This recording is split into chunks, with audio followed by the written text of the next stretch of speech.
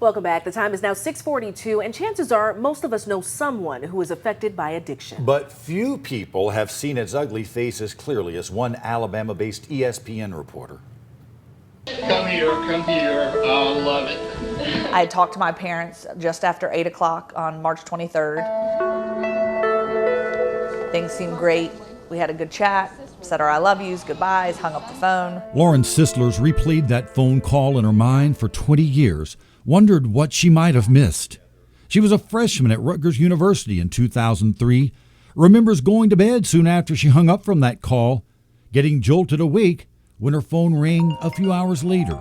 And my dad notified me that my mom had passed. And I was obviously very confused because we had just talked on the phone. Everything seemed fine. It's the middle of the night. She's 45 years old. What could have happened? Her dad helped book her flight home, promised to meet her at the airport when she arrived.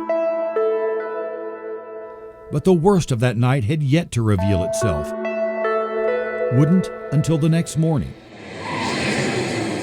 I get to the airport expecting him to be there, and he never showed up. When her uncle arrived to pick her up, he broke the news, why her dad was a no-show. And he too had passed away. In one night, 2 parents died, less than 3 hours apart. Sisler knew both her parents suffered chronic pain, knew they took fentanyl to control it. My parents were very involved in the community, very involved in my gymnastics. I was a competitive gymnast. She soon learned her parents were deeply addicted to painkillers, so addicted their lives were unraveling around them. As their secrets surfaced, so did Sisler's shame.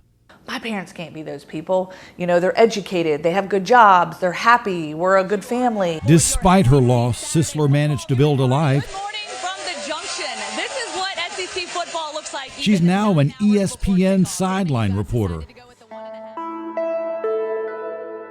But 20 years later, she still thinks about all her mom and dad missed, of the life, the love fentanyl stole from them.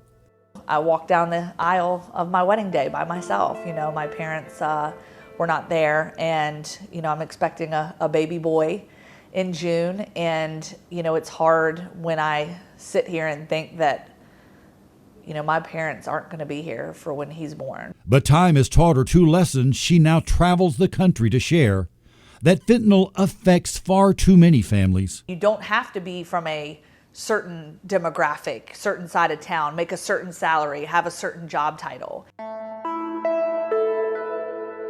And that addiction does not discriminate. And Sisler is heading to Huntsville next week to tell her story at Wellstone's Beacon of Hope event. The event starts at 5 p.m. and it's Thursday, May 18th at the Jackson Center. I'm very honored. I get to MC this event for the second year in a row. And I want to let folks know tickets are right now still available for individuals and for tables.